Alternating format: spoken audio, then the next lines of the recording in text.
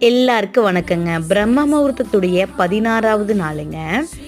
இன்னைக்கு பார்த்தீங்கன்னா, காலையில நல்ல காத்து மழைங்க. 3 மணிக்கு சரியான காத்து மழையா இருந்துச்சு.